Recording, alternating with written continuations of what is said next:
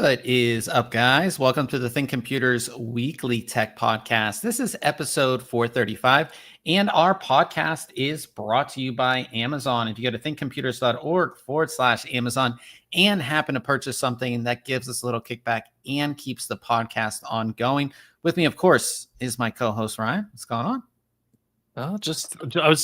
We talk about Amazon every week, and I was thinking, I feel like I haven't really bought anything on Amazon in a while. I bought a couple things on eBay recently, and just like other online stores like related to a product, but I haven't bought anything from Amazon in a while, which is kind of weird. Yeah, I haven't really necessarily bought anything from Amazon either. I haven't really needed anything.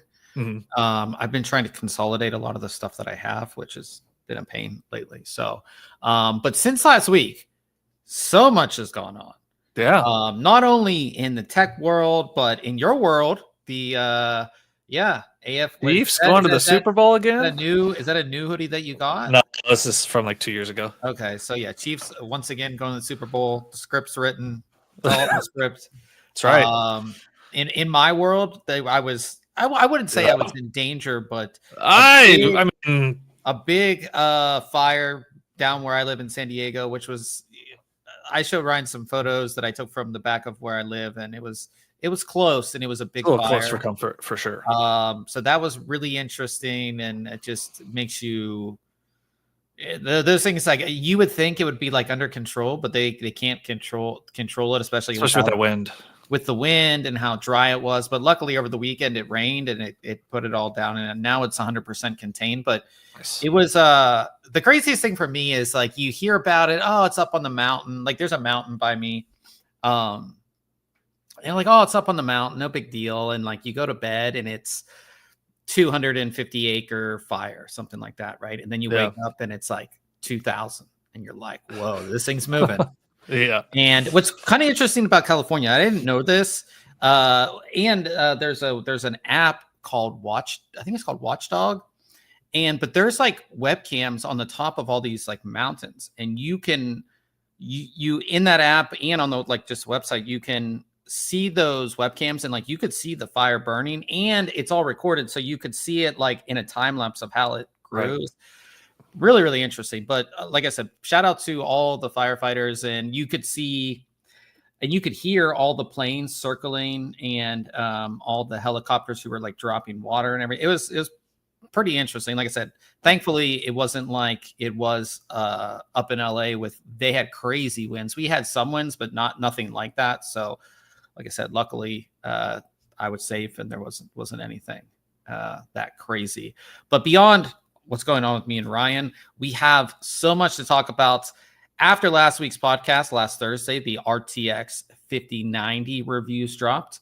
Yesterday, RTX 5080 reference cards dropped. And then today we had RTX 5080 AIB cards, which we have a review of. So we're definitely going to talk about that. We have some news on Ryzen's AI, was it 395 Max Plus, or that's such a long product name, but we have some stuff on that, some leaks on that. We do want to talk about NVIDIA specifically, if they're getting lazy. Are gamers super disappointed this time around? We'll talk about some scalping going on with these cards, which is you kind of expect it. Also DeepSeek. So the Chinese put out a ChatGPT competitor for apparently far less, trained on NVIDIA hardware, which made NVIDIA's stock price plummet, which was pretty crazy to see as well. So lots to talk about this week.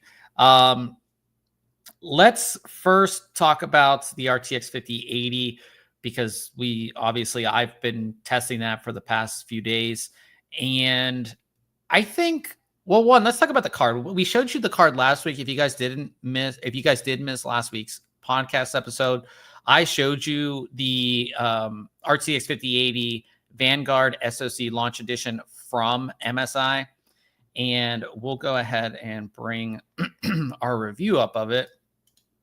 And Vanguard is a new series, and I have to say that I'm definitely a fan of it. I feel like over the past couple of years, companies have gone away from the more aggressive, flashy look with RGB and all of that.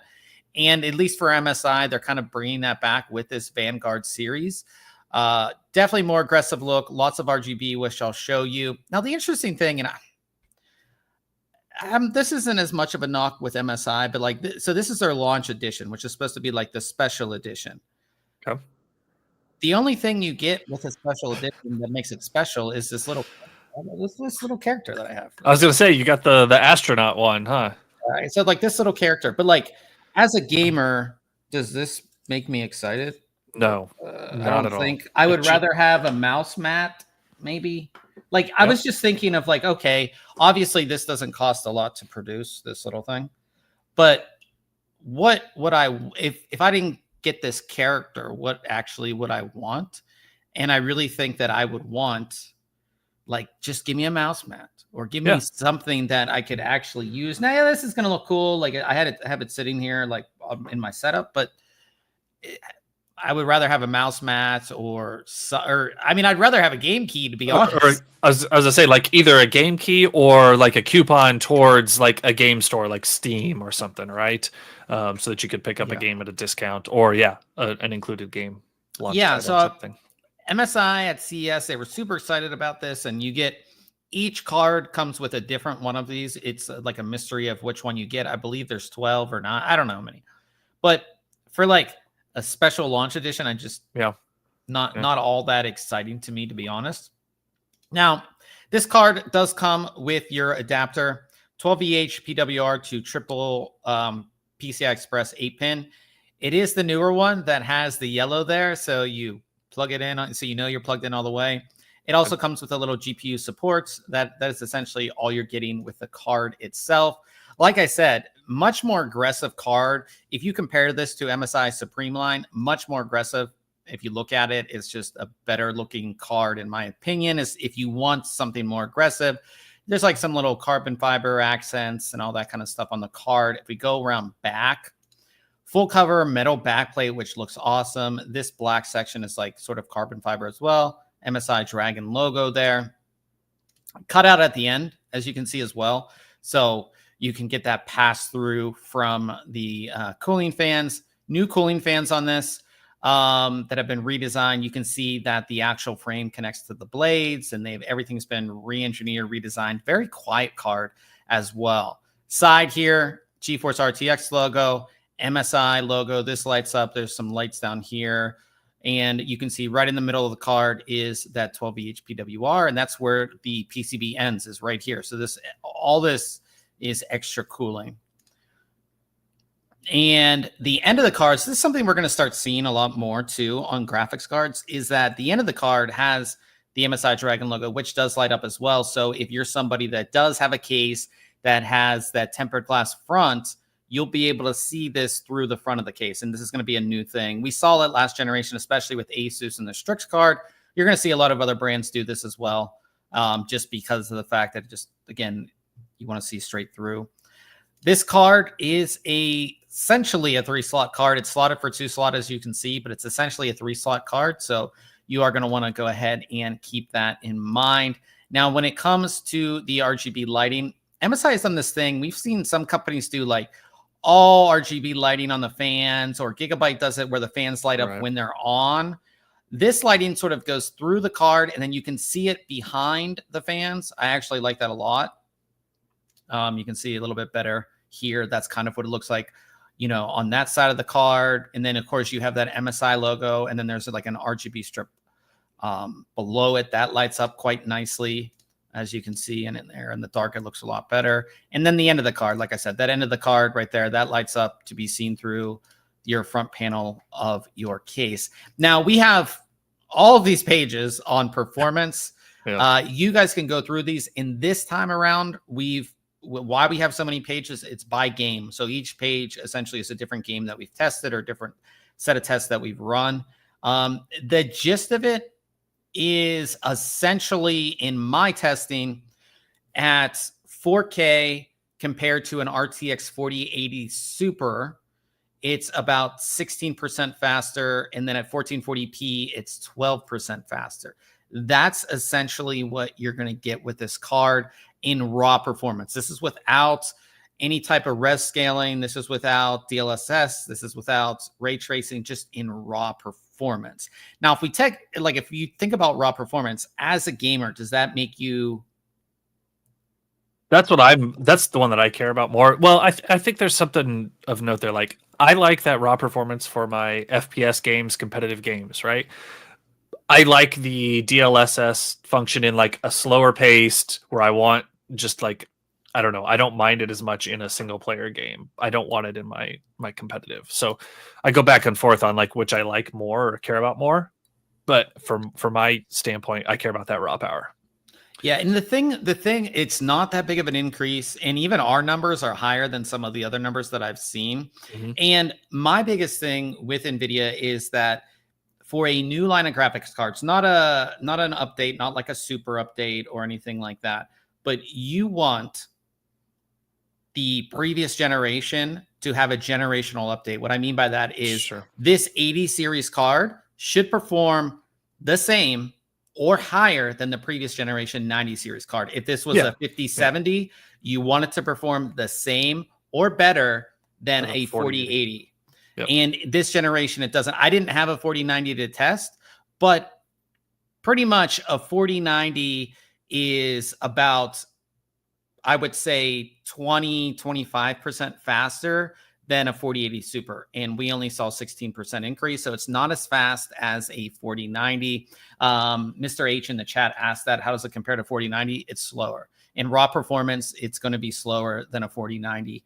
Now it is cheaper than a 4090 at $1,000 MSRP. And we'll get into pricing there. But the thing that kind of makes you laugh is, you remember, we talked about it on this podcast at CES. They had that big thing that said 5070, 549, same performance as a 4090. Right. Obviously, that is not raw performance because we're seeing a 5080 is not close. Not exactly. And I think that's the thing that a lot of people are upset with this generation, is that at least this card specifically does not outperform last like the raw performance. The raw performance of the higher card from the previous generation. And that's not great at all. Now, it's definitely not what we've been used to, right?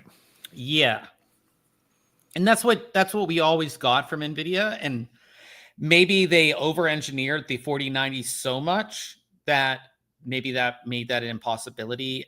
I did see, we don't overclock when we do our reviews, but some of the overclocking showed that the power limits on this are kind of put down a little bit, probably because they want to put out a 5080 Super or TI or whatever next year. So, but still, you're still not getting that generational performance. And I think that's why a lot of people are upset. The one saving grace of this is DLSS 4, which I did go over, and it's actually pretty insane, the scaling that you would get with it. Let me bring that page up. Where is that page? Yeah, so with DLSS 4, this is how previous generation DLSS 3 used to work. So you would render a frame, and then AI essentially would generate a frame for you, generate the next frame for you. So if you were getting, I don't know, like 50 FPS, you would essentially be able to double your FPS because you're generating one frame. The big thing with DLSS 4 is that you're able to generate multiple frames now. So you're going from this to multi-frame generation, which generates up to 3 frames. And that is just insane as far as the scaling goes. So if you look at our scaling, so here's what like essentially normal DLSS would get you. You go from 43 FPS to 165 FPS, which is great. That's 2x. That's 1 frame rendered, 1 frame generated. If you go to 3x, you can see how that dramatically increases. 43 FPS up to 227. And then we go to 3x. So that's 1 frame generated, 3 frames, or 1 frame rendered, 3 frames generated, up to 277 FPS from 43 that you would get. And this is at 4K. And then we also tested that within Cyberpunk 2077. And you can see how that scales at 2x, 3x, and 4x, how you would get insane performance. And again, that's at 4K. Up to 312 FPS. So that is the saving grace of this. RTX 50 series will be the only one that does support DLSS 4, at least currently. Is that a big enough saving grace? I don't know. I mean, that's a big jump. Like, to be able to get that, with at a 4x level, right? DLSS 4. I think I like it. I mean, I don't know. I mean, it's like you said a little bit ago, like the disappointing pieces when we saw the 5070 being as fast as the 4090. Well, yes and no, right? We just didn't see that with the 5080 in raw performance beating it. So that feels bad. But I think DLSS is a great technology, and when it's used, it's great. And they did add a new what do they call it? They did add a new transformer based AI model. And if you're somebody who tests graphics cards and you look at this stuff, you look at it. I don't feel like the convolutional neural network that they used to use, or the AI model that they used to use, you could see some ghosting and things. Sure. I didn't think it looked amazing. This looks far better. It looks a lot better if you use the transformer based AI model, which at least Cyberpunk supports. I don't know any other titles. NVIDIA does say that there would be 75 titles that support DLSS 4 at launch. I tested this card last week, so but Cyberpunk does support it, and you can tell that it looks better, which is a good thing, because if you're upscaling, you want it to look good, especially if you are enabling DLSS in fast-paced games and things like that. This is great, but again, there's people that just don't care. They just want raw performance. They don't want to turn on any features. The thing that you do have to realize is that over time, games are just going to ship with it. You have to use it. Either you're going to have to use AMD's. They all have upscaling tech now. So Intel, AMD, and NVIDIA. And it's not so much, I don't want any of it on. It's, okay, well, you're running an NVIDIA graphics card. It's DLSS. There are games already. Black Myth Wukong is one where you can't turn it off. It's either you pick which one you're going to use. So this stuff is important. And it's good that NVIDIA is doing this, but I still feel that we're just a little let down by this card. I mean, to me, I want to if I'm buying, again, an 80 series card in this generation, it should beat the 90 series card of the previous generation. And again, like I said, it could be NVIDIA's fault that they over-engineered the 4090, because when the 4090 came out, it was so much better than everything else. Like I said, this card from MSI is quite expensive. So the MSRP for the 5080, the Founders Edition, is $1,000. This is $1,229, or a $230 premium on top of the MSRP. This does have a factory overclock, which will get you maybe a couple more FPS. Nothing insanely noticeable. You get factory overclock, you get all that RGB lighting, you get the design, you get a cooling, good cooling solution. I still feel 230 is a lot. If you think about it, and I think this is a new thing. I think the biggest thing is that, I said this in my review too, is that there's a reason why EVGA doesn't make graphics cards anymore. And part of that has to do with how NVIDIA prices their Founders Edition and what the AIBs are paying for it. Yep. For the chip, and then they have to put their own tech behind it. And for them to push a profit at all, this is just my speculation, but I'm just kind of what you see. And you don't just see it it's not just like MSI has these crazy, aftermarket prices. Asus, all of them do. So it's $230. And then I also say that $230 can be like going from 16 gig to 32 gigabytes of memory, or going from, again, when it comes to storage and other things, that's a lot of extra money to spend, in my opinion. Or you go with like from an X part to an X3D part or something, it's making more noticeable upgrades. And again, I don't put the blame necessarily on MSI, but it is a lot extra to pay. Yep. And we'll talk about that as well. Like, so we'll talk about somebody that says, when's 50 series going to be restocked? I literally have no clue. There's a ton of scalping going on. I haven't really looked, but from what I saw on like X or Twitter, there's just a ton of scalping going on with this. Oh, I did want to say too, with the 5080, in my opinion, there's no competition. There's no competition for this card outside of anywhere NVIDIA. Else. Right. It performs better than the Radeon RX 7900 XTX, and AMD is going to come out eventually with their 9070 XT, but that's going to perform lower than the 7900 XTX. The 7900 XTX, it costs less, but you're just so much. You would be better off buying this card at the $1,000 price point. And that also brings me to the question of, did NVIDIA just say, okay, this is what we're putting out because we know we're not going to have any competition at this price point, at this performance? Before AMD came in the CPUs, Intel would do the same thing. They could just get away with it. Right. Yeah. And NVIDIA kind of can get away with it. Not only do they have this card at this price point, if you want more performance, you also can double the price and get a 5090 too. You also, in their same product stack, you also still have a 4090, and you're still going to have a 4080 Super that is like 16% slower, and it's going to be cheaper too, especially if you're getting it secondhand. Yeah. And on the other side, there's no competition.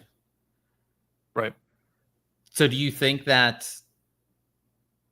NVIDIA is just being like, well, there's no competition, we don't have to give gamers that generational performance? I don't think so. No, because that's risky, right? Like if you cut that too close, like you just, I think, have even more bad press, right? And they're already seeing it here with this generational jump not being as high as a lot of us had expected. So I think it's, you're not always going to get X performance every time, right? And there's going to be a range in there, a plus or minus 5% or whatever, it ends up being. Maybe we're just on a downslope this year. But like you said, you still got the higher level 5090 that's available if you really want to. Yeah, so top of the line. The 5090, we didn't talk about it last week because it came out the day after we did the podcast. The 5090 reviews did come out last Thursday, or a week from today, or a week before today. Basically, the 5090 is essentially 35% faster than the 4090, which is a good thing. Now, that generational leap isn't as much from the 3090 Ti or the 3090 Ti to the 4090. That was a 50% jump in performance. It's only 35, so it's less. And again, the 5090 didn't get necessarily great press because of the price. So yeah, I just think gamers aren't necessarily that satisfied with NVIDIA, but at the same time, there's not a ton of cards. I heard some, and again, this is all what I just saw on X and Twitter and Facebook groups and stuff, that like some micro centers had like 5 5090s today. That's it. They had 5. 5090s? Yeah, 5090s total. Like they had 5. Wow. I don't know what the deal was with at Best Buy. Now, if I go to, let's see. If we go to eBay, I haven't really looked. I've just seen stuff. To see, see what's being scalped. Yeah, like what's being scalped currently. RTX 5090. Oops. I was going to check Best Buy, see what they're kind of Inventory Best Buy's all sold out. And like I checked other places that are sold out. Why did I do that? Well, I guess I could pick it up February 12th, but they're showing like a CyberPower system with a 5080 available. Yeah, you can get systems. Yeah, a lot of other stuff though is like coming soon. Yeah. Let's see here. So if I bring this up, it doesn't seem to be that bad with Scalpers. Well, I mean, that's good. But I have seen other reports. Let me bring this up. So, I mean, I typed in RTX 5090. On the left side, go to like scroll down a little bit more. Keep going. A little more. Okay, on the left side where it says under show only, do sold items. That'll show us stuff that's sold, right? So like that one went for 2,600, 2,230. That's not horrible considering the Astral sells for what? What is the price of the Astral? It has to be around 20. It's 25. It's 2,500. So it's only $100. It's a $500. But then this one sold for no. Well, that's or best offer. So like I could find what it actually went for, but yeah. And then here's one from Best Buy. 5,400, 5,500. So some of them are, this one's best offer accepted. I don't know what this is. Okay, so well, that one that said 6,750 best offer accepted was 5,750. So was that like 2 cards or something? Because that's wild. No. There's one that was 60. I guess there's another that went for 5,400, 5,500. I'm seeing a couple like sold prices. Yeah. Somebody sold so I guess Jay's 2 cents went to Micro Center. And he signed somebody's graphics card and then they went to scalp it. That's like so messed up. But yeah, scalping is definitely going on. And Old Man's not in the chat, but Old Man commented on our video and he said that he could only find it in what's it called? In pre-builts.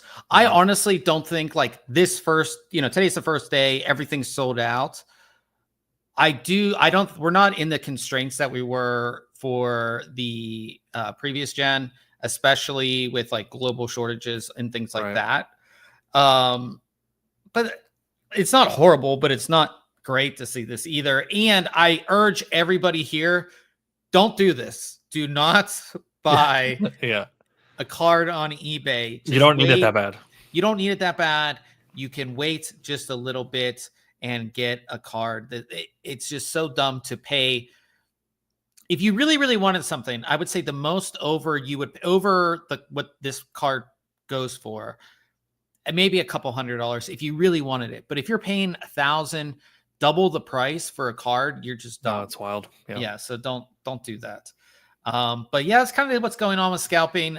Like I said, this generation, I love the DLSS stuff. I think it's great. A lot of people don't want to use it and they're just looking at raw performance, which is fair as well. And I just think that, I don't know. I think that, just gamers aren't happy.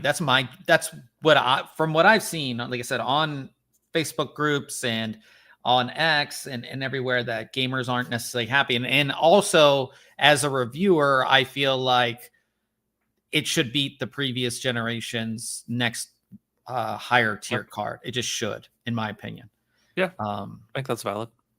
So if you want to check out our review, it is on the website. We also did a full-on YouTube video on MSI's card as well, going over everything. We have all the graphs. We have everything you want to see. The video, of course, is on our YouTube page, but if you go to the review, it's right here as well if you want to go ahead and check it out. So definitely do that. Leave a comment. And guys, since we do have a 5080, actually I have two 5080s.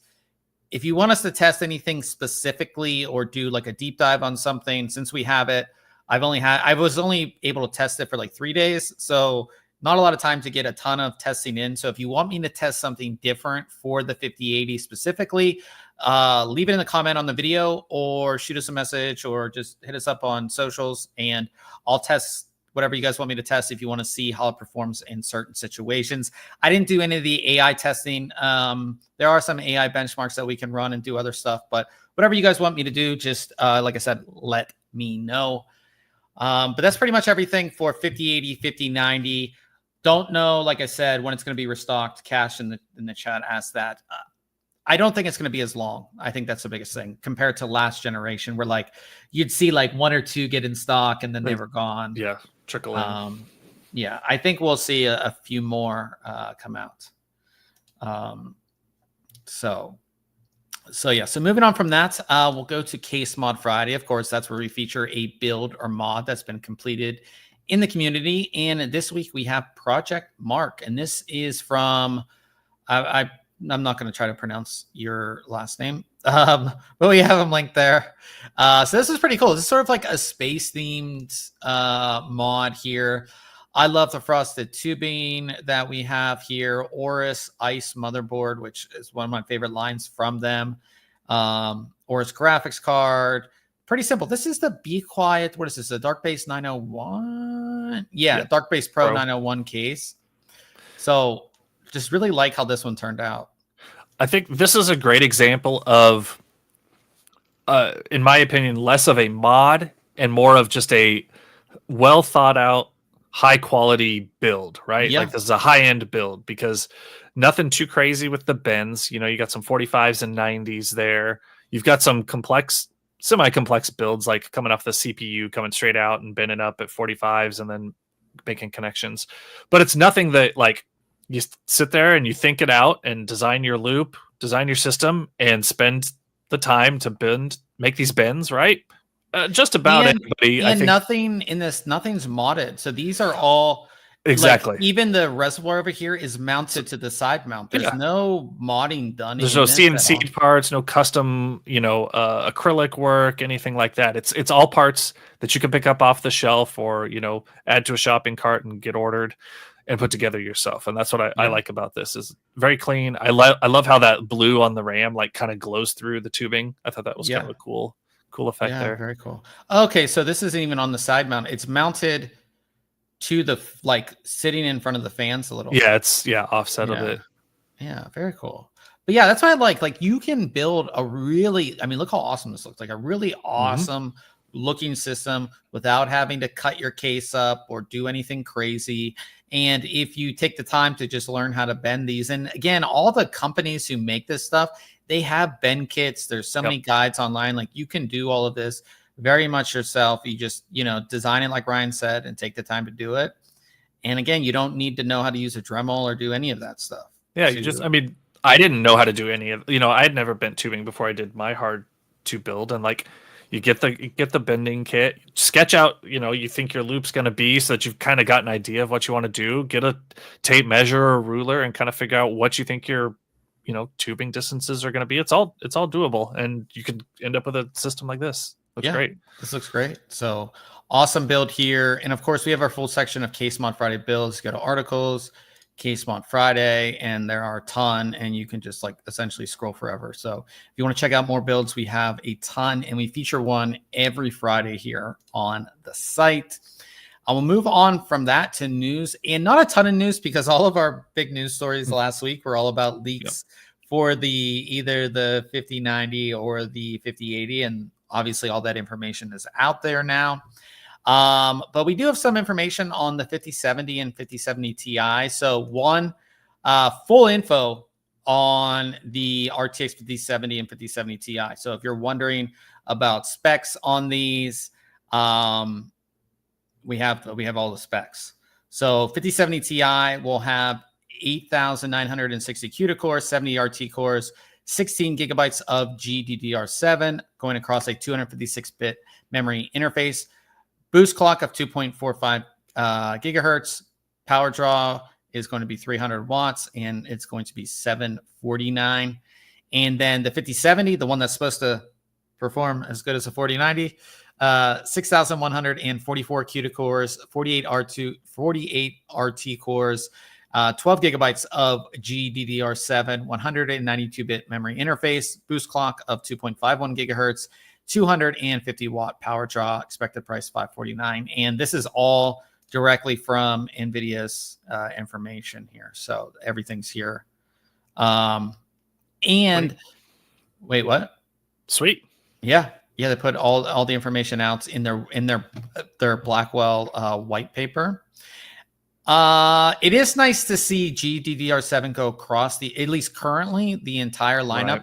You don't want to see that breakdown where you get like GDDR6. It's just kind of just makes it uniform across the way. Now, there are going to be different speeds in that GDDR7, but it's nice to not see the break. I always hated it. Do you remember when we went from GTX to RTX and we had like the GTX? Yeah, that was just annoying when that all happened. Are you looking at any 50 series cards now that all the information has come out? Yeah, I don't know which yet. Like, I want to see, and like we tell everybody, like, wait for the reviews to come out to see like how things perform compared to either maybe the card you've currently got or what you thought you were going to buy, right? Like, let those reviews come out, look at performance, and then make your decision then. Yeah, I'm contemplating these two cards here. Okay, so you're gonna go that TI. 70. I'm always like a 70 series buyer. Yeah, whatever I buy, right? So yeah, that makes sense for like it makes complete sense.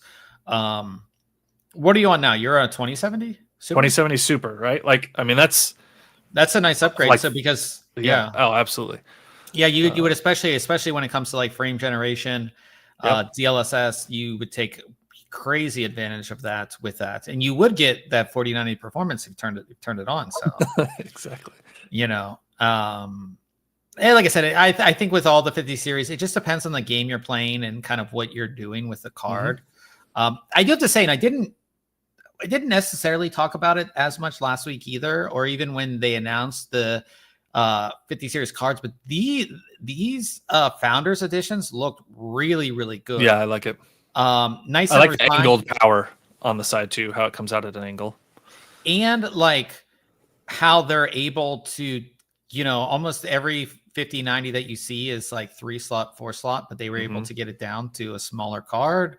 Like I think honestly that I would get a founders edition if I was buying one of these, just because of how, what they look like and everything like that. They're good looking. Yeah, very, very good looking cards. So that is kind of what we have on the 5070 and 5070 Ti. Now, one thing I don't like is this next story, and we've talked about this over the years about a card. So 5060 Ti, but that card could have two different VRAM sizes. So we could see this card, 5060 Ti get a 16 gigabyte variant and an 8 gig variant. And the reason is because filing from, who is this from? Maxsun.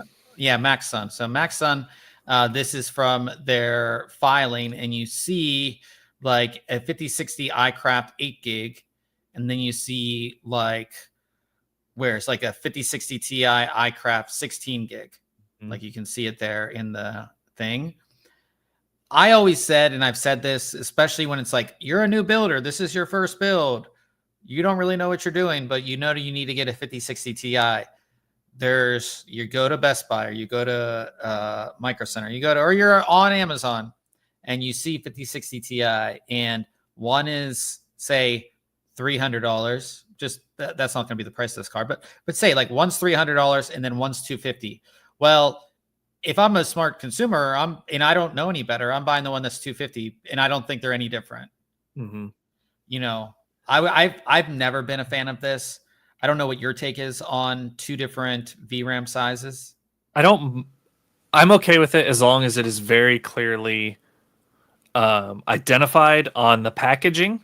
And what would be really nice, but I don't think you would ever see this, is if on that packaging there was, because a lot of times you'll see like just some really basic charts, performance charts on boxes every now and then. Like if you showed some sort of difference between like your 16 and 8 gig model, like, okay, yeah, you can save some money and get this 8 gig card. Here's the graph for that. Now here's the graph for the 16 gig card and the performance you're going to get out of that. That's in an ideal world, that would be great. I don't think you'll see any sort of like performance numbers to help differentiate. But as long as the 8 gig versus 16 gig is at least shown and identified well, I don't have a huge problem with it. But I like you said, some people are just going to see that price and they're going to see 5060 Ti and go with the cheaper one. Yeah, I think I've just never been a fan of it. And it puts just so many different and again, this NVIDIA is a business; they're here to make money. But at like every $50, there's a different SKU, and you're just like, why can't you just make it easy? I know, and again, we're going to get a 5060 and a 5060 Ti, I guess, at the same time. So again, you're just, I don't know. I'm not the biggest fan of it, but could be. And for people who are maybe gaming at 1080p, that's 8 gigs is going to be enough for most people. So if you want to save the money there, that could be. Well, that's another piece where it's they're like, oh, hey, this one's got 16, so it's better, and so I should get it. But then, like you said, they're only on a 1080 screen, and it doesn't make a difference for them. Yeah.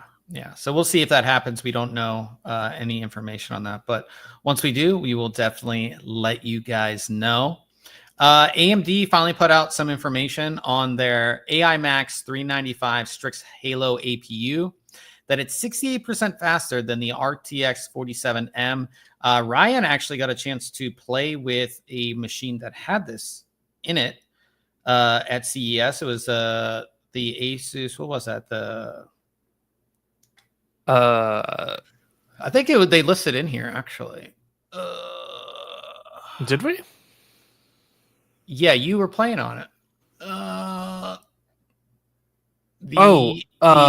Yeah. Well, I was playing. Was that Ratchet and Clank? Yes, I think. Yeah, because we were waiting at the AMD booth. That's right. It was awesome. It looks great. I think it was so smooth. It was like an Asus 2-in-1, so it was like a tablet sort of, but it looked great when we were playing. We were just waiting to see some stuff at AMD booth, and Ryan was playing on it. But this is kind of what they put out here, comparing it to an RTX 4070 mobile. Was it the ROG Flow? I believe that's what it was. Z13, I think. Yeah, that's what you were playing on. Yeah. Yeah. But yeah, I mean, getting much better performance than that is a good thing. I love to see. The biggest thing is when you're somebody who's a gamer, but you're traveling, you don't want a big bulky laptop. You just don't, right. Especially if you're somewhere where you're walking around a lot, or that just gets heavy over time. I've been the person that carried that big laptop with me over the years, and same. Having something that could essentially be in the form factor of a tablet or a really thin and light that can still do 1080 games for all the games that you maybe want to play. And again, it's not like you're going to be playing Cyberpunk with everything turned on, but if you want to play some fun games and enjoy, some gaming maybe on the road or whatever, this is going to be great. And it's good to really, really see it. I hope we see more devices make use of this, but yeah, this seems just really, really awesome. You and I talk about this all the time with the gaming handhelds from all the companies. That's just, we're not the target market for it. Obviously, there's a huge target market for it. But as I was sitting there playing with this thing, I'm like, okay, now this is who I'm the target for, right? I can game with this thing, but then I can take it into a meeting and do all my work on a bigger screen. I've got a keyboard that I can interact with the system with. If I want to play with a controller or something, I can throw one in my bag. It doesn't have to be built into it.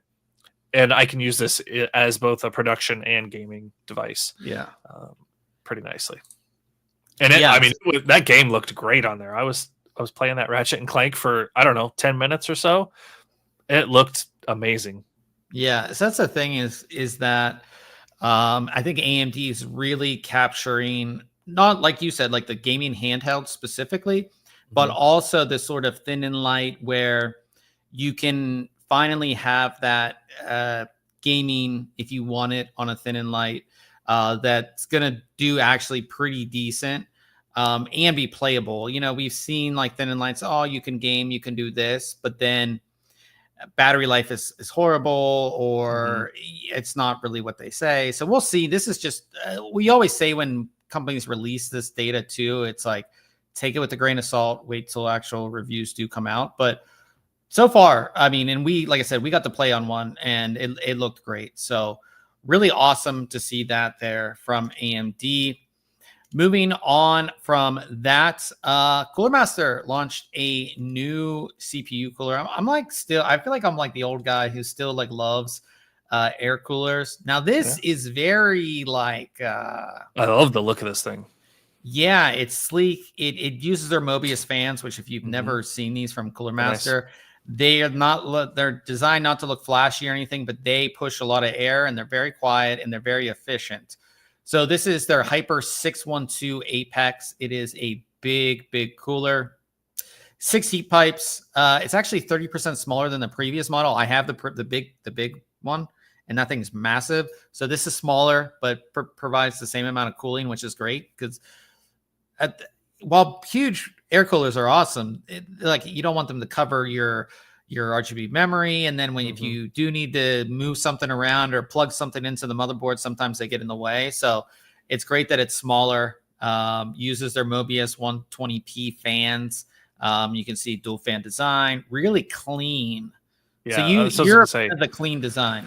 Yeah, like so. Okay, Cooler Master has this, which is new, obviously, and it's a new design language for them. And I don't think we've really seen anything that looks like this. It's clean, looks really nice, high end. Compare this to what a lot of people thought was pretty cool because we had an Instagram reel or something hit 1 million views of those what's the V series? Yeah, coolers, the right? new V series. The new V series that look like the top of an engine, a V8 or a V6. Like I can't stand that look. It's popular and people like it, and it's a big cooler. I love the look of this though. Clean, yeah, very absolutely clean. Yeah, so I log in and said I'm going to try to get one of these into review, and I'll let you guys know how it performs. We are in the process of redoing our test bench, our test system for air coolers, as well as Ryan and his AIOs as well. So new systems for a lot of stuff this year, just like with our graphics card test bench was completely redone as well for the 50 series. So lots of upgrades going around here. One of the big stories this past week was DeepSeek kind of made headlines that the Chinese have put out essentially like a ChatGPT clone. Have you tried competitor? No, I haven't. Nope. So I tried it like first. It's pretty comparable. It's pretty comparable to, I would say, ChatGPT and what it does. So I brought it up here. So I did see someone running it on just a Raspberry Pi even. Yeah. So this is like, and you can say something like, and again, it's a model. So like, I don't know if it has information like, if I'm building a gaming PC, should I get an AMD or Intel? See what it says. Yeah, some of these have access to like the live internet, some don't. Yeah. But yeah, it looks like it's going to give us like it gives you overview, yeah. Now the biggest thing with this is that all of your data is being sent back to China. Yep. On this, so like I wouldn't be using it for things that you care about, your data or anything like that. But this model was apparently built not using NVIDIA hardware and for far cheaper than like ChatGPT and OpenAI and all that. So all of those stocks dropped, which was interesting. So this gave me everything that I would want. See, and the interesting thing there is the models that it shows for each Intel and AMD are not the most current models. So it's probably built off of a language set or a data set that maybe doesn't include the latest generation, right? Because all those processors were 7000 series, and Intel's only went up to the 14900K. So it's possible that. Let's see what Yeah.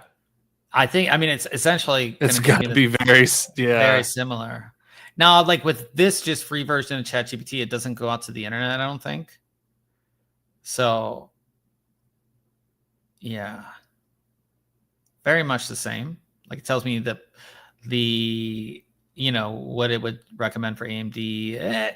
I just think the biggest thing is that I think it's kind of like a wake up call to the American companies that they were able to do this far cheaper, and on different hardware, right? And on was it Huawei? I think hardware. That's what was being used. Huawei Ascend 90C AI chips.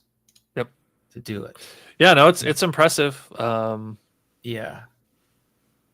Like I said, I mean, if you're somebody who's using AI to help you with stuff, I still would never use it. I would use ChatGPT or what are some of the other ones. It's just for me, it's like data. Like I don't want my data. If I'm doing specific things, I just like don't feel. And again, we use TikTok, and all of our data is getting sent back as well. So, but yeah, like I said, it's kind of interesting. And NVIDIA stock price took a dump, and so did like OpenAI. Like all these stock prices took a dump after this came out. But yeah, kind of interesting stuff there. But that is essentially it for news this week. What we have coming up next week, it is sitting right. It's right there. You can see it. It's on the floor. Mm-hmm. It is the MSI Mag Pano 100 LPZ. I wanted to get it done this week, just didn't happen. It is a really nice case, though. MSI, surprisingly, because again, we know MSI for motherboards, graphics cards, but they actually do make some really good cases. And this one is actually really, really nice. Already built my system in it. It's a really solid case from MSI. So I have the white one. It supports back connect motherboards. It's big. Comes with no fan. So if you want to, you're not locked into like an MSI fan or anything like that, you can put, install the fans you want. Comes with vertical GPU mounts. It has a bunch of stuff on it. So I will have that review for you guys next week. Might have some other stuff. It just depends on everything that I get done. This past week was just me staring at a screen running benchmarks for graphics hours cards. And hours. Yeah, because it wasn't just like I had to test the 5080. I had to build our test bench and then retest everything.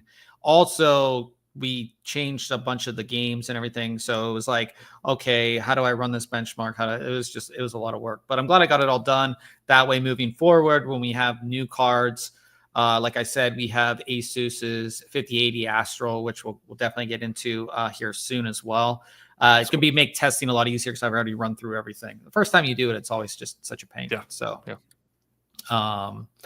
but yeah, we did have a question of the week, but it kind of goes to what we already talked about, which was does NVIDIA not have to innovate because there's no competition? So we kind of already covered that. Is there anything else tech related that you wanted to talk about? Anything that you did that you saw? So I bought my 3D printer a week before CES. Yes. And so it was just a single color. Well, I already bought the AMS for it, which is the automatic material system. Anyways, it adds the ability to print like a 4-color model. So I got that, and it came in on Tuesday, I think. So I've got that hooked up, and so now I can do multicolor prints all at once, and it swaps them out automatically. It is really cool, but it adds so much time, and there's a lot of what I would consider waste when it's changing colors every time. But I mean, I did a 21-hour print just to like break it in, and it was like this dragon for my son that was like 2-color, and it's pretty cool, and opens up a lot of neat options for that little hobby. So yeah, it's cool. Nice. I've just been testing graphics cards for them. Trying to think if I did anything tech related. It was cool to find that app, that watch. Yeah, I was going to ask, did you use any of your technology like to monitor that outside of the app? I mean, I know you've got a drone. Obviously, it's not cool, and you didn't use your drone to like fly over to get a better view of it. Did you use I don't know what lenses you have. Do you have any lenses that would like help like zoom in so you could see better? I mean, I could, but it was just like one, when it first happened, I initially thought, oh, it's kind of far away, like I don't have to worry. And then it started getting closer, but then I was kind of embroiled in testing graphics cards, to be honest. Yeah. I didn't really use anything. I think the biggest thing was that app was so helpful. It showed you where there were like possible evacuations, which were like decently close to me. And it showed you the path of the fire. And to be honest, as much as like I give shit, because I live in California, as much as I give shit to California, the Cal Fire website is really like, I know. I was checking it out. Monitoring it, like, because obviously you're there, and I was like, oh shit, where's this at? And yeah, you can just like zoom in on the map, and it breaks it out like where they're evacuating or where they think they might evacuate, and it shows you like so much stuff about the fire itself. So here's where the fire was. I live like right here. Yeah, I live like over here. So luckily, like the reservoir was there. That because the fire essentially came down to here. This is where the fire came all the way down to here, and they were able, like, it stopped at the water, which was good. But this website shows you like how big the fire, like it shows you everything. It shows you how many people were assigned to the fire, like all that kind of stuff. Even the map at times would show you what helicopters and planes were in the air assisting. It was really, really cool. So like I said, for as much shit as I give California, that it was just like always updated all the time. I never felt like I didn't know information about what was going on with the fire either. So that's like tech related. I mean, whoever put this all together and makes it really easy. And it's not just like, like it's all of California. You can see where all the fires are. And like, there's a ton of information on everything that's going on. It's still the Palisades fire. Still, it's only 98% contained, which is crazy. And just to give you an idea, like here's the Border 2 fire. That was mine. It was only 6,000 acres. The Palisades fire was 23,000 acres, which is crazy. Yeah. But it's real. Like I said, I never felt like I didn't have the information that I needed, which was good. As far as like any other tech, no, I didn't really use any of their tech. Obviously, X or Twitter was just great for like up-to-date information. People were posting, and like I'm sure you're part of like one of those apps that's like Nextdoor or people were posting stuff all on there. So that's like, I guess, some kind of tech thing. But I didn't fly the drone. I didn't do anything. Yeah, it does make me think though. Like I was with this both of those big fires there, those multiple fires in California. It makes me think of like, okay, you've got your backups on a NAS, right? But that NAS is no good if you don't take it with you when you evacuate, which some people may just not think about it, right? Yeah. You don't have room of all the things you got to take. Is the NAS going to be it? It's good to have a plan though, to have it backing up to something like a Backblaze or smart. Some online replication for just the really, really critical stuff. It's on there, right? I was like, so when it all started happening in my head, I was like, okay, I probably like if you're ordered to evacuate, like they essentially like tell you have to leave. So I was like, okay, I have one car full of stuff. What's going in? And I was like, okay, my main computer is going in. Test systems are going in. All the graphics cards I have room for. And then I was like, yeah, the NASs and like some clothes, like some personal stuff. Yeah. I do have insurance. I don't know. Like I have renter's insurance. I don't know what that covers as far as like fire. And luckily this is a newer building. So this building is mostly concrete, which is good. Right. But yeah, you never know. So I was just like, I was like, wow, like, you have to be prepared to grab your stuff and go. And then again, a lot of people, especially like I said, in the Palisades didn't have that. So, but yeah, like I said, I was completely up to date. That app is like a nonprofit too. So that's cool. Yeah. Shout out to them for putting all that together. So pretty awesome. But that is going to be it for this week, guys. Again, if you want any information on 5080 specifically, shoot us a message on socials. I'll get back to you. I'll test what you want me to test. We will be doing some gaming. So we'll be over on Twitch, and Ryan runs that stream. That's twitch.tv/ThinkComputers. If you want to keep on hanging out with us tonight, playing Apex, right? Yeah. Yeah, playing some Apex Legends. So Ryan will have that stream up as soon as this one ends. So head on over there. We appreciate everybody, of course, for coming out, and we will see everybody next week.